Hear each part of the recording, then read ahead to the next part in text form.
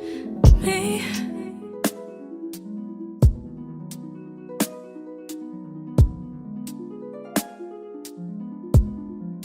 I don't even know that I figured out entirely how to keep all of those moments at bay. I think I did a really, really good job for many years understanding what the triggers were for like the overwhelm, like the tears that won't stop, the like crying so hard I couldn't breathe anymore. Like I think we all do our very best to, find ways to keep that stuff away from us. Like, don't listen to Joni Mitchell. Like, don't smell this smell. It's like all of these like sort of sensory triggers. But even now, I can hear something. I was putting Lucian to bed last night. I was telling you over text yesterday, and he was having a hard time falling asleep. And he has this, I can't fall asleep, I'm going to have bad dreams. And so we talk about what he could dream about.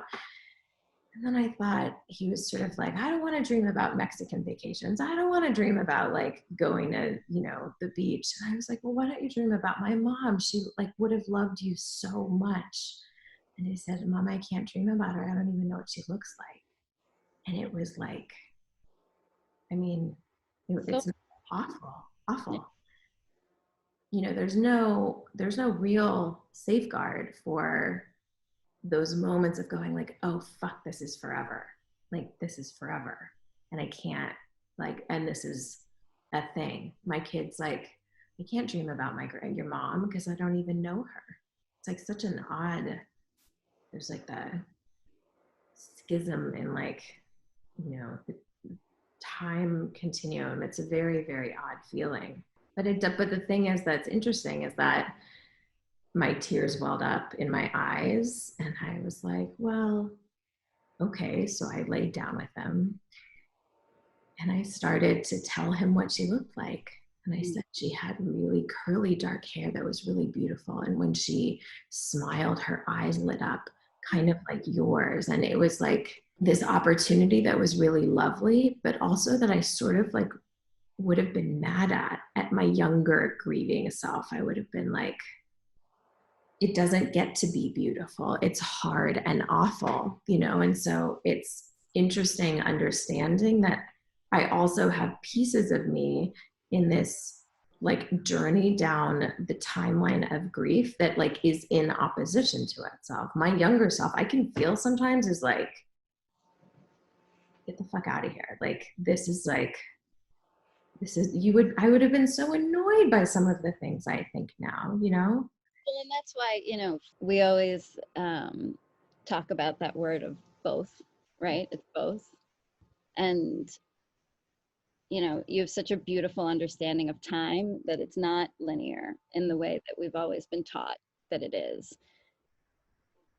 That the younger self is present at the same time as you yourself today. And your younger self couldn't hold that moment. She did not know how to get there. She did not know how to pause and say, okay, well, let me teach you what she looked like. Let's go there. Let me open that door for you so that that connection can be built or strengthened. She didn't know how to do that, but you do. And number one, it shows how much you've grown, but it also shows what you're capable of doing for your younger self. Yeah. That it's not just I've grown into this and now I'm here. It's also we get to go back into those memory banks and elicit younger self.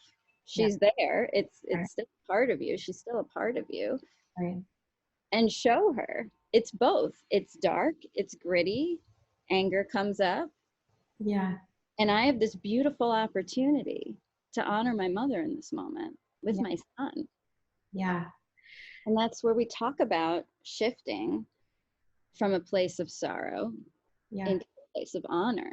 And what a beautiful example of that in that story where, and you texted me about that moment. Yeah.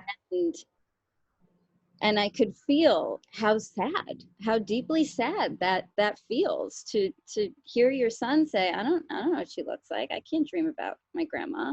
Yeah. But you did something about it.